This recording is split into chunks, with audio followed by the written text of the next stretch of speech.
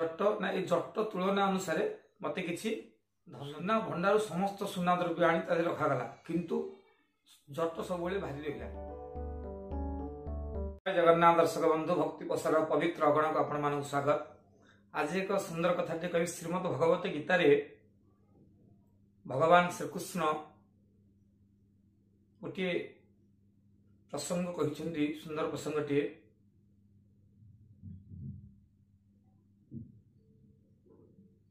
गुणत्रय विभाग जोग ताले गुणत्रय विभाग जोग कौन ना गुणत्रय विभाग जोग है तीनोटी गुण रही प्रत्येक मनुष्य देहरे तीनोटी गुण चले कौन से ना सत रज तम तीनोटी गुण मन मध्य आसे हेरी तेणु जिते रजगुण आसे सप्तगुण लोक केमिति ना बैरागी होते सप्तगुण लोक गुड़िक सब बैरागी से किसी दरकार ना केवल भगवान चिंतार रे किंतु रजगुणी लोक धर्म करुथिबे एवं आभूषण प्रिय होइथिबे आभूषण पिंधुथिबे एवं विलास वेशन रहा इच्छा होथिबे रजगुण व्यक्ति माने तम गुण व्यक्ति माडगोल गंडगोल यही तांकर गुण स्वभाव रहिबो। तेणु आज एक कथा पर आमे आलोचना करिबा सुंदर कथाटी भगवान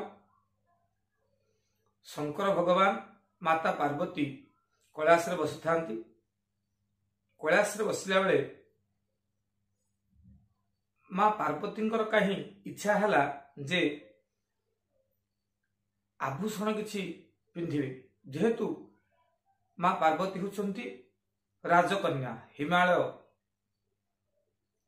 राजांकर पुत्री मीनांकर कन्या तेणु तांकर जेहेतु राज परिवार चली जड़े राज परिवार चलती निश्चित भाव आभूषण एवं भल मंद सब गुण ताक पाखे थिबो जेहेतु शंकर भगवान विवाह कले विवाह करिया परे तांकर ए जो जेहेतु प्रभु शंकर भगवान बैरागी तांकर ए सब द्रव्य आवश्यकता नहीं केवल भस्म बोली हेबे एवं अहर जोग ध्यान करिवे भगवान को चिंतन करिवे तांकर होछि ए मार्ग। तेणु जेहेतु माँ पार्वती शंकर भगवान को बाहाई तांकर मध्य से गुण रही किंतु जेहेतु राज परिवार जन्म होती निश्चित भाव तांकर रजगुण टिके रहिबो। तेणु एभली कैलाश बसिबा समय भगवान शंकर माँ पार्वती कहउछंती जे प्रभु मोर का इच्छा होची किछि आभूषण पिंधिबा पई। तेणु माँ पार्वती रजगुण उद्रेक होइछि। तेणु ए कथाटी एही थाउ आमे आगुठी चिंता इच्छा करिबा जेहेतु माँ लक्ष्मी सबुबेले आभूषण आभूषित होइथांती। तेणु आम नारी मानकर लक्षण विशेष करी आपण देखिए आपण घरे आपण भले थिबे आपण को पैसा घर को गोटे टीवी नुआ टीवी आनिले देखिए आपण को स्त्री कहबो ए तांको घर को एते सुंदर टीवी आनी आम घर गोटे आनंदनी तांको स्त्री ए सुना अलंकार आसी आम घर गोटे आनंदनी। तेणु जेते थिले मध्य से माने पर को देखिला परे तांको मन रे दुख जात हुए से लोकटी धनी हो गला आमे कहीं पाइलेनी। तेणु ए गुणटी विशेषकर नारी मानक पाखरे थाए। तेणु जेहेतु माँ लक्ष्मी सब आभूषण विभूषिता तेणु नारायण शीत परिजात्री माने धनरत्न आभूषण पंताघर पाखे तेणु से चाबी पाखे अच्छी माँ लक्ष्मी। तेणु एक कथा इच्छा हला परे माँ पार्वती आज शंकर भगवान कहते मोर किसी पिंधिया इच्छा होची। तेणु माँ कहले प्रभु शंकर भगवान कह तुम इच्छा होची तुम्हें जाकि कुह तुमर भौणी कुह लक्ष्मी की से निश्चित तुमको देव। ଧନ ତୋର ଯାହା ଇଚ୍ଛା ହଉଛି ତୁମେ ମାଗ, ଯଦି ସେ ନଦେବ ତାହେଲେ ବ୍ୟବସ୍ଥା କରିବା। ସେ କହିଲେ ନାଇଁ ନାଇଁ, ମୁଁ ସେମିତି ମାଗିକି ଆଣିବିନି, କାହିଁକିନା ତାଙ୍କ ସମ୍ମାନ କମିଯିବ। ତେଣୁ ସେ କହିଲେ ଆମର ସେତେବେଳେ ଯୁଗରେ ଥିଲା, ପୁରୁଣା କାଳରେ କିଛି ଅର୍ଥ ଦେଇ, କିଛି ଦ୍ରବ୍ୟ ଦେଇ କିଛି ଦ୍ରବ୍ୟ କ୍ରୟ କରାଯାଉଥିଲା।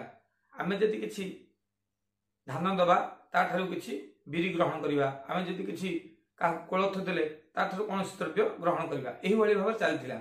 ତେଣୁ ଭଗବାନ ଶଙ୍କର କହିଲେ ତାହେଲେ ହଉ, ଗୋଟେ କାମ କରିବା, କାହିଁ ତୁମେ ଖାଲି ମାଗିକି ଆଣିବ, ଆମେ କାହିଁ ତାଙ୍କ ପାଖରେ ଛୋଟ ହେଇଯିବା, ଗୋଟେ କାମ କରିବା, ତାଙ୍କର ଯୋଉ ଜଟା ଥିଲା, ଗୋଟେ ଜଟାରୁ ଗୋଟେ କେଶଟିଏ ଛିଡେଇଲେ, କେଶଟିକି ତାକୁ ଦେଲେ, କହିଲେ ତୁମେ ଏଇଟାକୁ ନେଇକି ଯାଅ, ଲକ୍ଷ୍ମୀକି କହିବ ଆର ତୁଳନା ଅନୁସାରେ କିଛି ସୁନା ଦ୍ରବ୍ୟ ତମକୁ ଦେଲେ ତୁମେ ଆଭୂଷଣ କଥା ପିନ୍ଧା ପିନ୍ଧି କରିବ ଆଉ କଣ।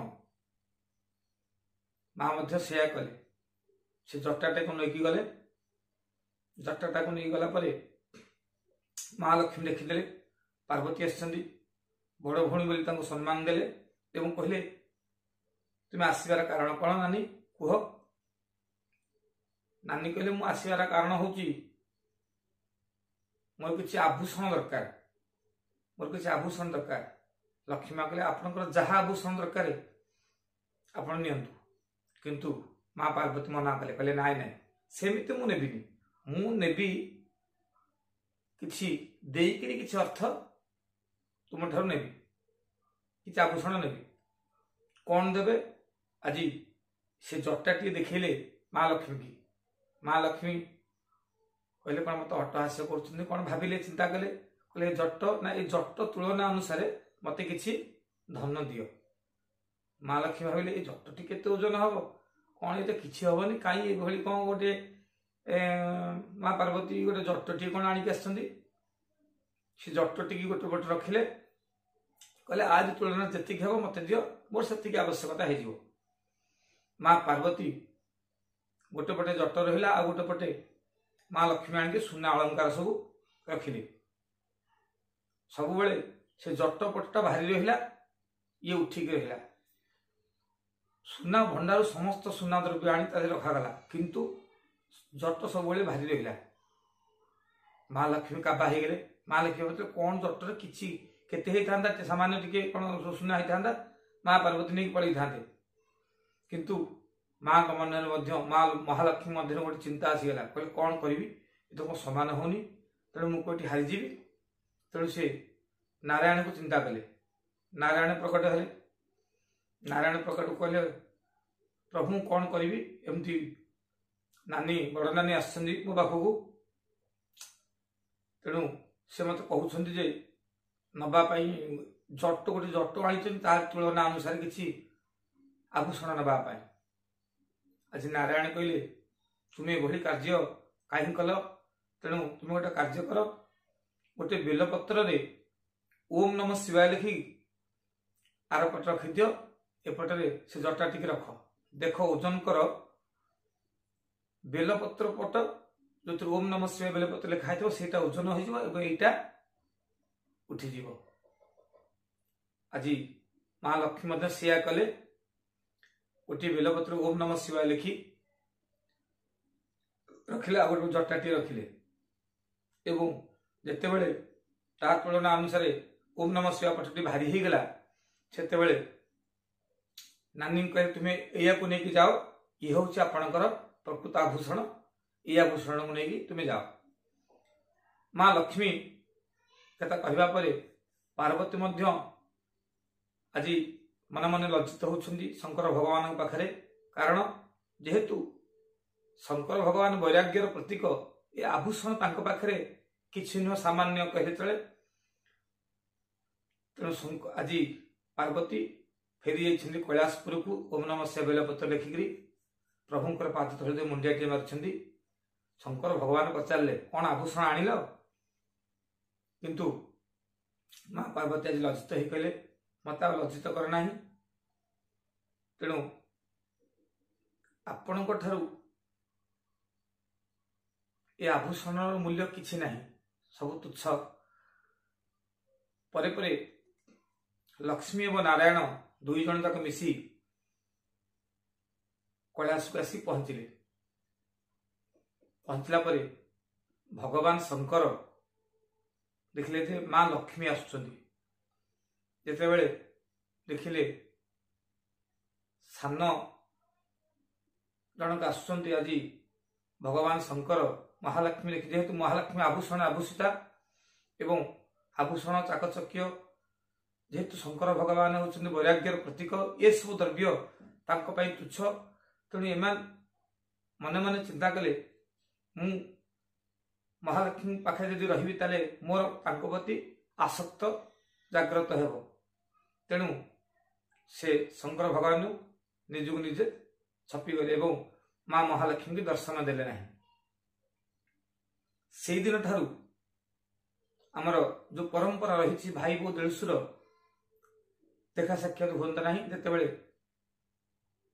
भाई बो आसे से तार मर्यादा सहित आसे एवं देशुर मध्य से तार मर्यादा सहित सम्मान दियंती एवं तांको दूरे जाती। ये हूँ भाई बो देशुर संपर्क। से दिन ठारू भाई बो संपर्क यह भाव रही।